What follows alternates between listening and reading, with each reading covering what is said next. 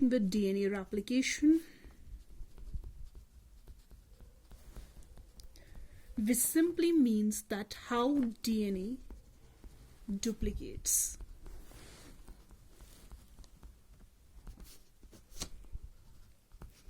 The process of duplication of DNA, it's known as replication.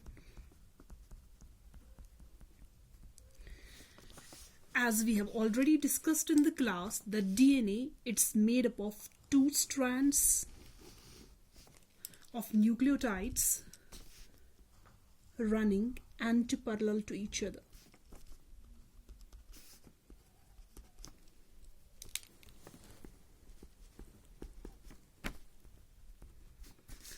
These strands, they are made up of nucleotides. When we say nucleotides, we mean there is base, there is deoxyribose sugar,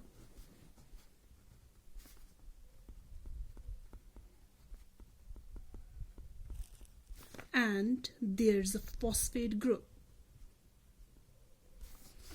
This whole base, deoxyribose sugar, and the phosphate, this is known as nucleotide, where we can have any base like adenine, guanine, cytosine, or thymine. Now, these nucleotides, they join together forming a polynucleotide.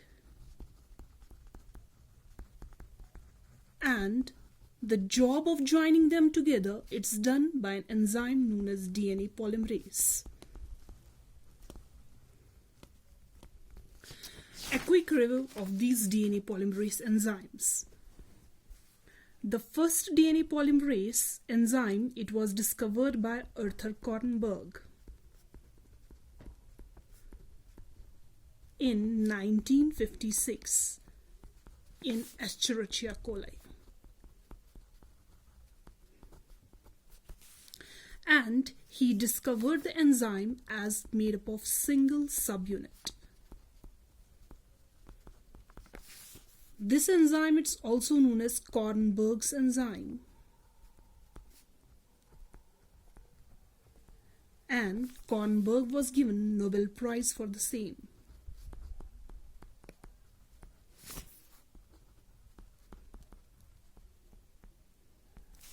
But later on it was found that this can't be the main polymerizing enzyme,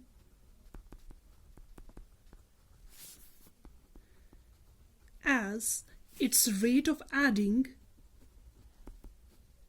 nucleotides is very slow.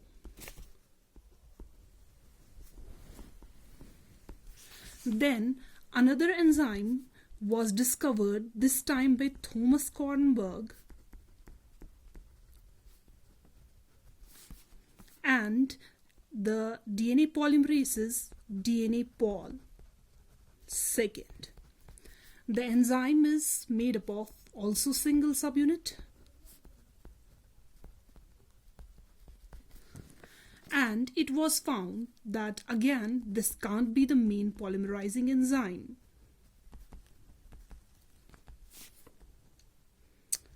Owing to the same reason that its polymerization rate is very slow. Then there came another enzyme which was discovered by Thomas Kornberg along with McCollum Jeffter in 1970.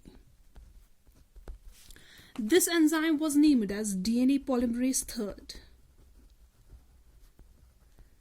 And it was found that the enzyme is multi-subunit. Enzyme. Also in this enzyme, DNA polymerase enzyme, it was found that its processivity, that is, its pace of adding the nucleotides,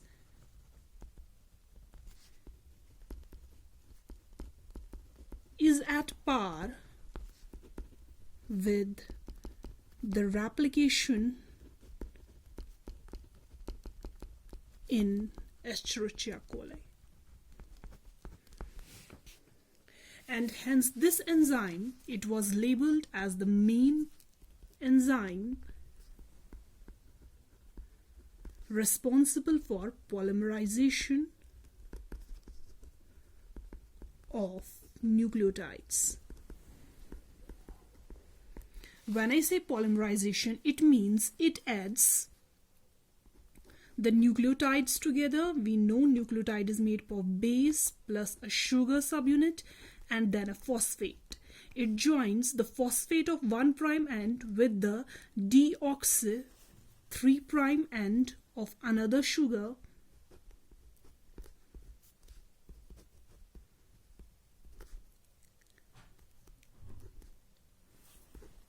forming what we call as 5' 3' phosphodiester bond.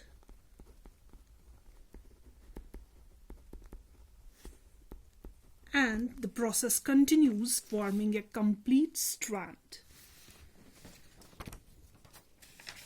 So now we have DNA polymerase III as the main polymerization enzyme.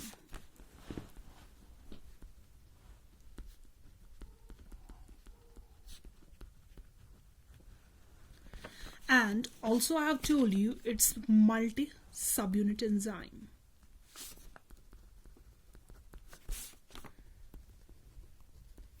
It has many units like alpha, epsilon, theta, which join together to form core enzyme.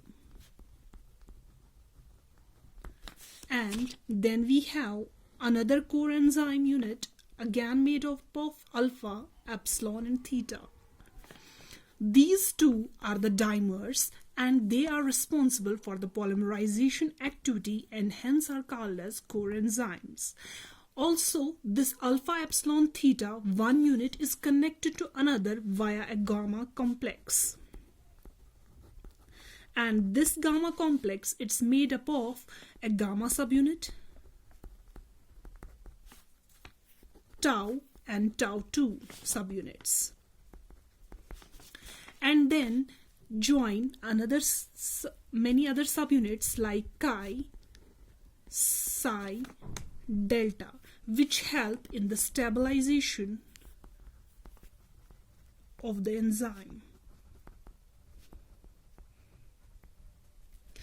Let's have a look at the structure which I have already made. It's like this. We are having one dimer from here, that is alpha, epsilon, theta, and then we are having another subunit here, that's alpha, epsilon, theta, and they are joined by the gamma complex consisting of tau units and a gamma subunit, and then we are having other units like chi, delta, psi and delta dash, which help to stabilize this holoenzyme.